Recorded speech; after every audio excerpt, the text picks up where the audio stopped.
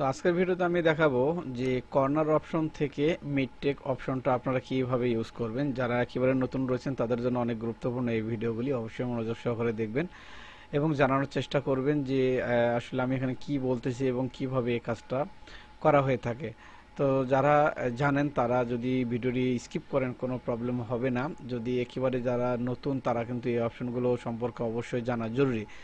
Pattern তৈরি করতে গেলে কোন সময় কোন অপশনটা প্রয়োজন হয় সেটা যদি না জানেন তাহলে কিন্তু প্যাটার্ন তৈরি করতে অনেক একটি ঝামেলার সম্মুখীন হতে পারেন।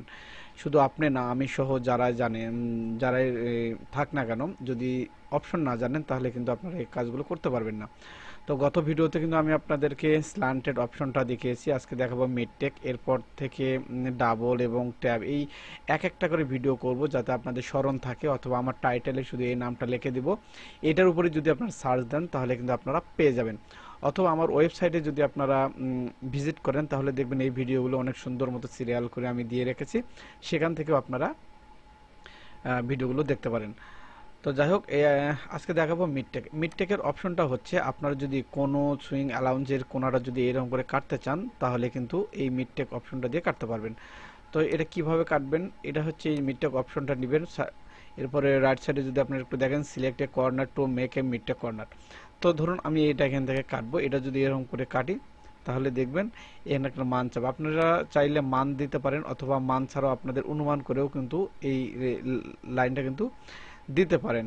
তো আপনারা কতটুকু দিবেন সেটা আপনাদের উপরে ডিপেন্ড করবে। ঠিক এইভাবে এটা দিয়ে দিয়ে দিবেন। আবার এই কোণাটা যদি আপনাদের একটু বাঁকা করতে প্রয়োজন হয়, বাঁকা করার প্রয়োজন হয়, তো এইরকম করে বাঁকা করে দিবেন। তো বিশেষ কারণে এটা হচ্ছে আপনার সবচাইতে বেশি ইউজ করা হয়, সেটা হচ্ছে কলারের ক্ষেত্রে। কলারের যে লাইনিং পার্টটা রয়েছে এই লাইনিং পার্টটা ঠিক এরকম করা হয়। দেখতেছেন আমি কিন্তু অলরেডি করে রেখেছি এটাকে আগের জায়গায় নেওয়ার জন্য রেগুলার রয়েছে, রেগুলারে যদি এরকম করে ক্লিক করেন এটা কিন্তু আগের জায়গায় চলে যাবে। ঠিক এখান থেকে আবার যদি আপনি এই কাজটা করতে চান, স্ল্যান্টেড অপশনটা দিয়েও কিন্তু এই কাজটা কিন্তু অনায়াসে করা যায়, কিন্তু এটা হচ্ছে ঠিক এই বরাবর কিন্তু আসে না। আর এটা হচ্ছে আসবে এই যে মিডটেক যে অপশনটা রয়েছে, এই মিডটেক অপশনটার মাধ্যমে কিন্তু আপনারা এই কাজটি করতে পারেন। অথবা আপনাদের যে কোনো মান দিবেন, মানটা কিভাবে দিবেন সেটাও দেখিয়ে দিচ্ছি। তো এখানে এটা ক্লিক করবেন, করার পরে এই যে সাইডে দেখতেছেন মান চাচ্ছে, তো এখানে হচ্ছে 0.5 যদি আমি দিয়ে দিই, দিয়ে অ্যাপ্লাই যদি দিই তাহলে দেখতেছেন এটা কিন্তু 0.5 কিন্তু ঠিক এখান থেকে কিন্তু এখানে সুইং অ্যালাউন্সটা হয়ে গেছে। ঠিক একই নিয়মে যদি আপনারা কাপের প্রয়োজন হয়, যদি স্কোয়ার কাপ হয় সেক্ষেত্রে কিন্তু আপনারা এই অপশনটা এইভাবে ব্যবহার করতে পারেন। আশা করি আমার ভিডিওটা আপনারা বুঝতে পেরেছেন, আজকের অপশনের কাজটা আপনি বুঝতে পেরেছেন।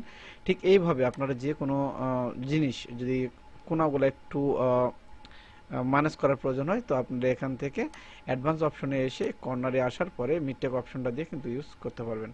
তো এই ছিল আজকের ভিডিওটি ভালো লেগে থাকলে অবশ্যই ভিডিওতে একটা লাইক দিবেন এবং সাবস্ক্রাইব করে সাহায্য অল দ্য ভিডিও ইউটিউব চ্যানেলে সঙ্গে থাকবেন।